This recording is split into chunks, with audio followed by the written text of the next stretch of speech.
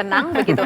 Dan kemudian ini juga ingin meyakinkan bahwa ada rasa tidak percaya dari orang-orang di luar sana yang kemungkinan seperti disampaikan Mas Burhan tadi. Apakah ini sudah cukup meyakinkan pidato yang disampaikan hari ini oleh Gibran? Oke, ini ada dua premis nih ya. Yang pertama adalah apakah pidatonya Gibran cukup meyakinkan? Pertanyaannya meyakinkan siapa kan gitu? Meyakinkan orang-orang yang hadir di situ? Jawabannya bisa jadi. Karena betul kata Bang Burhan tadi bahwa kemudian itu adalah ngasih tahu pada mereka bahwa udah tenang aja deh, kita bareng kok nih fight nih. Itu satu.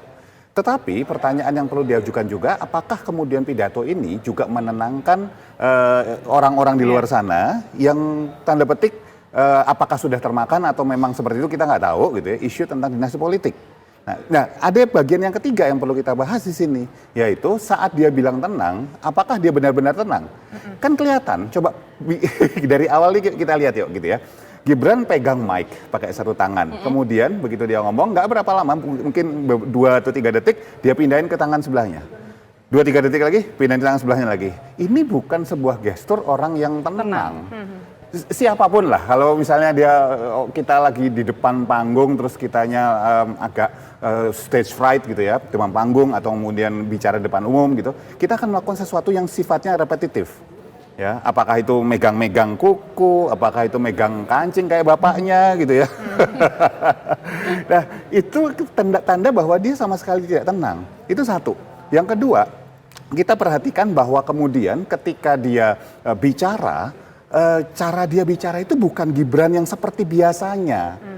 Nah, Gibran biasanya apa? Ceplas-ceplos, bercanda seperti itu. Dan ini yang terjadi kan tidak. Banyak sekali keseriusan yang terjadi. Kalau ada yang bilang kemudian, Mas, tapi kan serius wajar. Eventnya juga penting dan serius. Oh iya, saya nggak bilang itu salah atau benar, tapi beda. Yang kita lihat kan pola. Oh, Mas, ini kan konsentrasinya apa istilahnya pertarungannya politiknya besar nih ya sebagai wakil presiden gitu.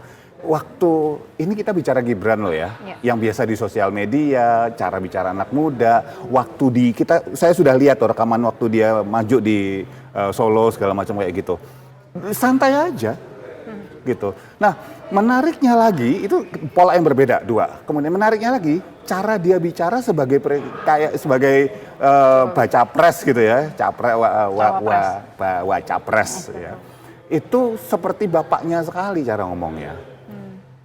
Tekanannya, nada suaranya ya. Kalau ada yang bilang bahwa wajar anak suaranya kayak bapaknya. Tapi sebelumnya kalau Mas Kirdi lihat dari pidato-pidato Gibran, apakah seperti hari ini? Gibran itu memang anak bapaknya, iya, gitu ya, benar anak bapaknya. Tetapi dia punya cara sendiri, punya sebuah pola sendiri, dan itu paling nggak bisa kita bedakan. Yang ini enggak, sangat mirip sama Pak Jokowi. Oke, baik. Nanti kita akan juga bahas apakah dengan sangat miripnya dengan Pak Jokowi tadi, ada unsur Pak Jokowi begitu. Bagaimana dengan Jokowi efeknya? Apakah juga akan bisa menjadi modal elektoral yang seperti Mas Burhan tadi sampaikan?